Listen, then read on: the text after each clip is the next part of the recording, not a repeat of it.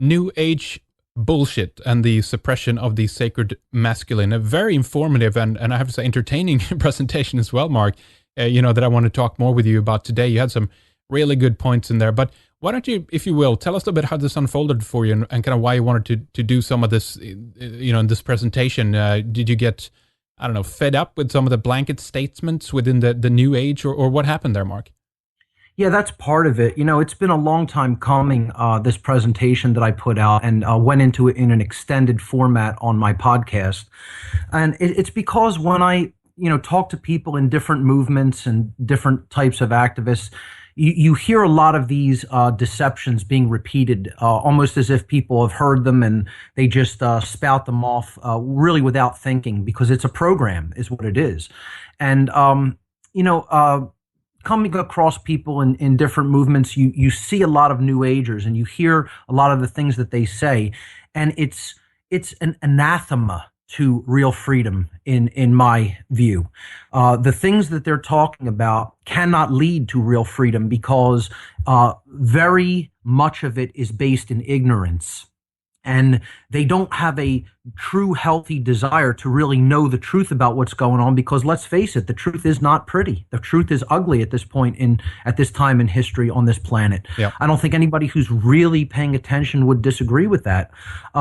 So the people who are really going to get it and understand what's necessary and what's required to obtaining true freedom at this point in time are the ones who are going to have the Constitution to look at the ugly truth, no matter how seemingly heinous and disappointing and, just overwhelming it may seem to be. They're the ones who are going to trudge through that. They're going to have the will to trudge through that, and they're going to see it and find it for what it is, and recognize that and confront it and deal with it in their own way. The New Agers, on the other hand, seem to be a group to me that is hell-bent on ignoring reality. They want to see the world through rose-colored glasses, and they want to pretend that it's all okay. It's all magically going to work out, regardless of whether we become knowledgeable, regardless of whether we actually understand what's taking place around us, and most of all, regardless of whether we take action to change it. Because that's really what the New Age movement is, as a religion, what it is designed to do is to make people stand down from taking real world action that will change the eventualities that are actually going to occur and are occurring in our world. That's going to take action. Action is the final part of that equation. See, we have to gain knowledge, and then we have to understand all those different and various and seemingly disparate pieces of knowledge, come to a level of understanding that would constitute a form of enlightenment, of really knowing what's going on both within us and around us. Then we have to convert that knowledge and understanding into wisdom. And this is a word that gets thrown around in a lot of the New Age circles.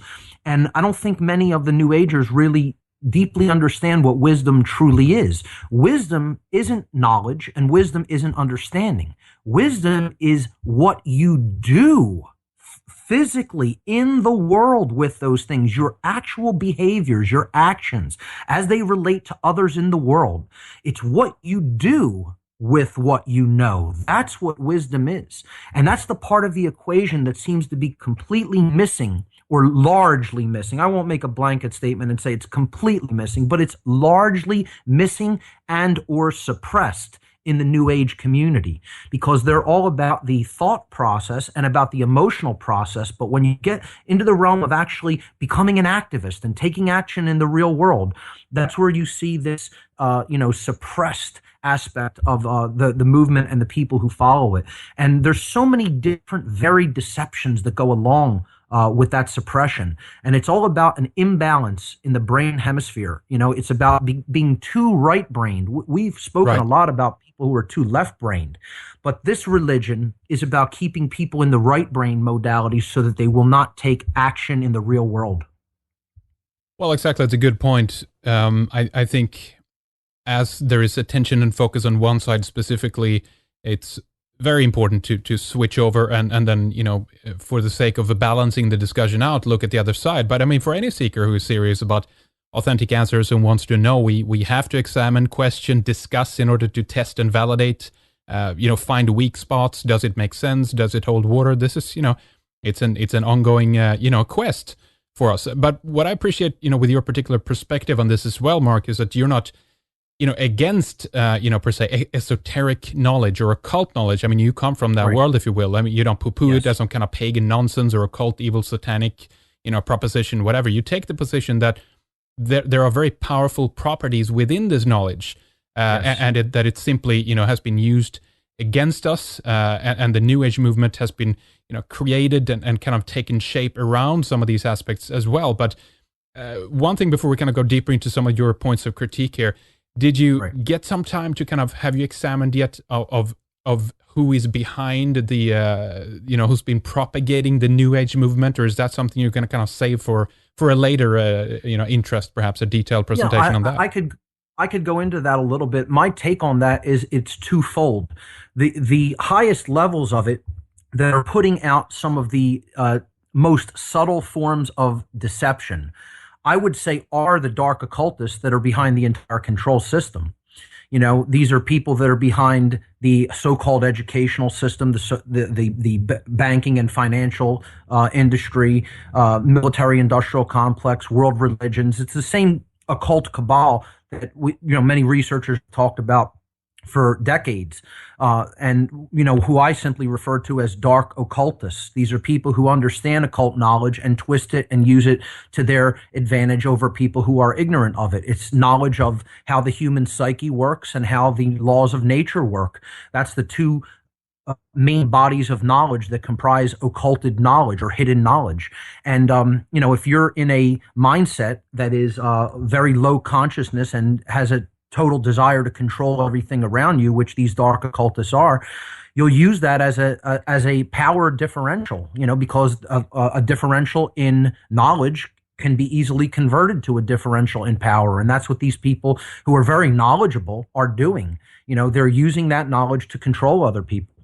If you don't know anything about how the psyche works, but someone else does, you're wide open to manipulation of the human psyche. Yeah. If you don't know how the laws of nature work, but someone else does, they can understand how a natural process is working and manipulate you with it because you have no idea how it works. So that's who I feel is ultimately behind it. But, that's not to say that everybody who touts and propagates New Age ideologies are dark occultists. Many of them are doing what they feel is right and what resonates to their level of understanding. And many of them could simply be useful dupes that are being fed ideas that are have a ring of truth to them, but then have a very subtle deception behind them that, again, will work together. All these ideas put together are working together as a synthesis to ultimately get people to stand down from taking action. That's what has to be remembered. When I say the suppression of the sacred masculine, it means the suppression of the action component of consciousness. Again, the expression for consciousness having three major components: our thoughts, our emotions, and our actions. The New Age movement focuses a lot on the thoughts and the emotions, but they most of the time leave action out of the equation. And that's what I mean by the suppression of the masculine. That component is what's ultimately going to create change in the world through our will. And if that's absent, you're not going to see any change in the external world. I don't care how many people are going to change internally. If you don't actually take real world action, nothing actually gets rearranged in the actual physical real world that we are living in.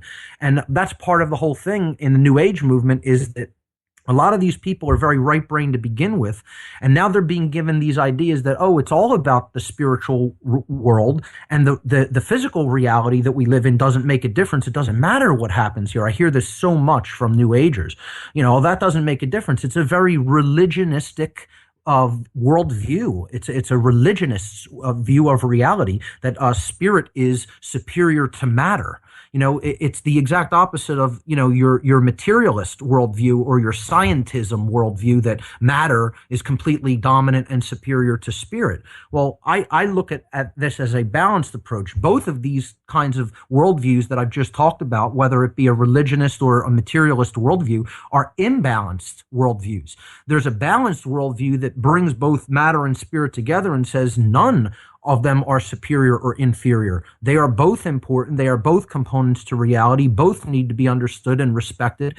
And we need to be in this world, but not of it. That means we understand that we're spiritual beings at a higher level of reality, but that doesn't mean you don't do the work that needs to be done here on the ground to change this reality, because this is where spirit is manifesting in order to have an experience. Indeed, two parts to our brain. We have a well, you can divide this in many different aspects, of course, but one of the points we've been kind of getting at here is that you have a masculine and an action side, and then a feminine, more introvert, kind of reflective side, if you will. But Right. again, we have some of these kind of popular beliefs, if you will, that kind of prop up in within certain movements that one of this is kind of faulty. One is old, it's outdated, it's it's violent, it's the part that rapes and takes advantage of other people, blah blah blah. But and that's the reason why the world looks that it does. Basically we have too much testosterone and we can blame all men out there. It's very, again, it's one of these blanket statements. But what I Right. like about your work, Mark, is that you're actually trying to bridge some of these aspects. You're trying to Yes. bridge the two worlds, and the fact that we have two for a reason. We need to find the balance between them, and as long as we're stuck in this pendulum momentum of swinging back and forth, we're going to not only be easily controlled, we're going to get nowhere in our own spiritual development. Tell us about that, Mark. That's exactly right. And that's what the controllers want. They want half of the public divided and being dominators, trapped in the left brain and willing to act without truly thinking or feeling. And then they want the other half of the people trapped in the right brain, laying down to the control system in a slave think mentality and not actually rising up and taking action and standing up for their rights. So both of these are forms of imbalance. What I'm saying is we need to bring both of these sides of the brain together. See, the right side of the brain is very important when taking in new knowledge. That's why a very left-brained person is closed to new information. They think that they know it all or have all the pieces that they need for current understanding, and it's like trying to pour water into a full pitcher. You can't do it. Room needs to be made. That's what the right brain is for. The right brain is the part that takes in new information, okay? And it opens our minds and it says, well, I'm going to look into this and be able to hear all different varying positions on it without actually totally accepting it and embracing it. But I'm going to take it in at least and say, okay, what do I do with it now? Now that I've taken it in and I've heard or I've seen that, I'm going to run it through the left brain processor. Okay, so the right brain is like an aggregator of all these seemingly disparate pieces of information. And then that information will get sent to the linear processor called the left brain. And that's where things like analyzing that information comes in and breaking it down and attempting to run it through a filter system that's going to weed out inconsistencies. And this is part of the truth discovery process. And then once we've done that with the left brain, we come to a level of understanding. Well, what did this all mean? What was the purpose of this? Why did it work out like this? How was this done? We answer all of these different questions and we get down to an understanding of what's going on. And then in that whole brain approach, okay, now that we have created a holistic approach to truth discovery, now we can act in the world. And if we do it in that holistic way, the actions and the behaviors that we take are going to be consistent with natural law. They're going to be consistent with the truth. And what we create in the world as a result of those behaviors is going to be orderly instead of chaotic. Right now, we have a very half system approach. It's either a left brain approach of acting without really thinking and taking in new information and analyzing it and coming to a conclusion about it. It's just, basically acting without thinking or feeling in a very robotic way. That's a purely left brain dominator type mindset. Okay, I can do this, or I've been told that I'm allowed to do this, and then I just go and act. Okay, it's an order follower mindset. And that combines with a right brain approach because an order follower also has to be subservient to someone else. So you could see both sides of the brain are imbalanced when it comes to an order follower and someone who is attempting to act as a dominator in the world. On the other side, If we're too right-brained, we're willing to believe anything and just be naive and accept all these claims of authority over us and accept these claims that, oh, well, this person's the intermediary between me and the creator of the universe. Mm. And that, I have to go through him like a priest or, something like that. And the right brain person will always look to an authority figure and say, well, I can't actually act on my own. I need approval or I need permission, etc. So you see how these two dynamics of imbalance play off against each other to give us the world that we have right now. And what I'm saying is we have to work with both of these hemispheres of the brain equally in proportion so that we are taking in information and seeing the big picture through the right brain, but we're also doing it in a streetwise type of way and in a way that is not gullible because we're analyzing that information and filtering it through the left brain to weed out logical inconsistencies and get down to a real understanding of truth, of what is true in all of that information that is being put before us. So it's an approach that where both of these processors, you could look at the right brain as the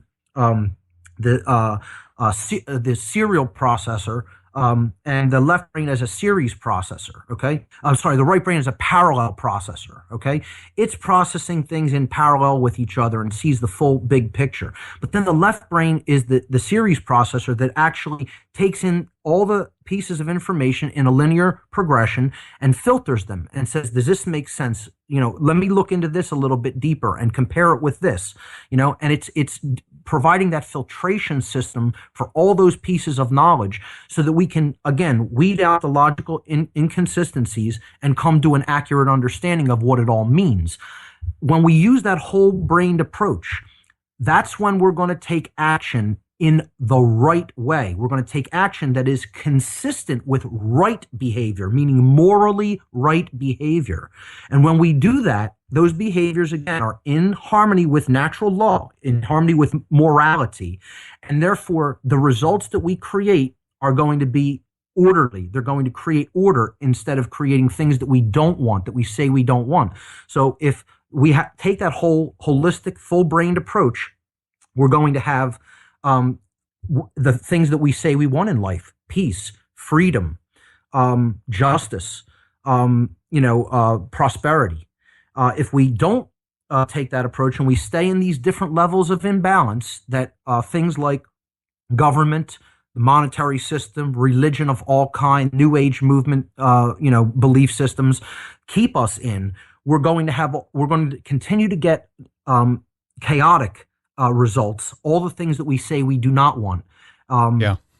Discord in the world, war, strife, poverty, ill health, disease, and ultimately enslavement. So that's what it's all about. It is about finding and striking that balance point, and that comes from not being a dominator and also not being gullible and just accepting domination. So we have to understand both the sacred feminine principle: do not aggress, do not create violence against your fellow beings, do not the non-aggression principle. And we have to combine that with the principle of standing up for yourself and for your rights, which is the self-defense principle.